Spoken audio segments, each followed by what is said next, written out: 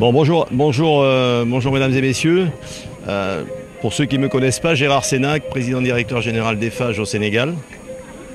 Aujourd'hui, c'est un moment d'émotion après la visite des deux présidents Macky Sall et le président Macron sur Dakar et sur Saint-Louis.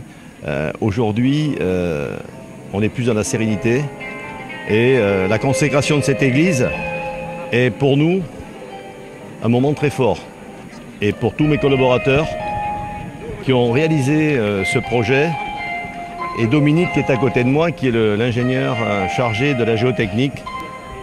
Vraiment, je voudrais vous dire que ce que vous voyez de cette église, vous n'en voyez qu'une partie. Il y a 15 mètres en profondeur avec des micropieux qui tiennent ce bâtiment.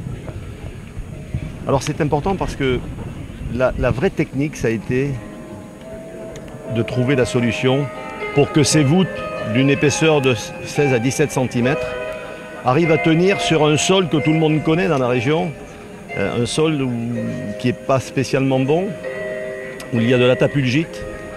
C'est un matériau donc techniquement difficile et Dominique pourra vous en parler tout à l'heure au niveau géotechnique.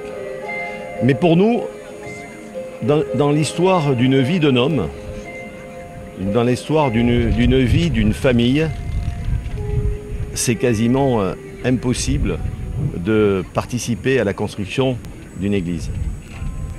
Donc pour nous, fierté à toute l'équipe d'Eiffage Sénégal et je rends hommage à tous les maçons, coffreurs, charpentiers, menuisiers, ferrailleurs qui ont travaillé sur cette église parce que sans eux, nous n'aurions pas ça aujourd'hui. Sans les études de sol, sans l'appui de Dominique, sans l'appui des techniciens aussi à Paris qui nous ont donné des bons conseils, nous n'en serions pas là. Quelle a été la contribution réelle d'Eiffage? Pardon?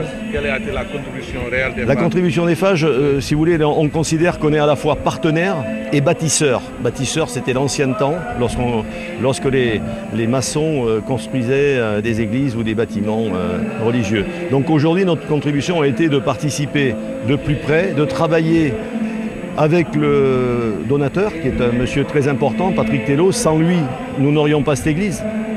Je pense que le tandem entre M. Tello et Eiffage Sénégal a permis la réalisation aujourd'hui de cette église. Il y a eu de nombreux efforts de fait des deux côtés, sur le plan technique, sur le plan financier.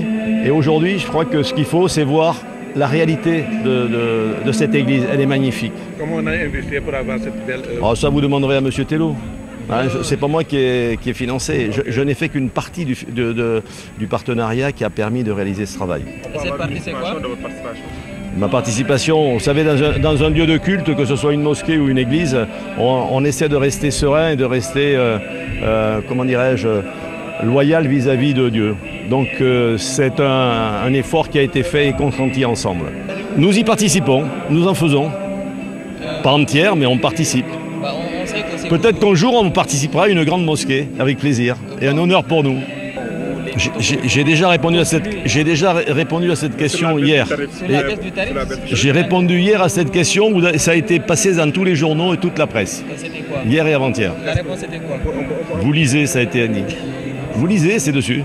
Je dis oui, on discute. Oui, tout à fait. Il y a une partie responsabilité sociétale.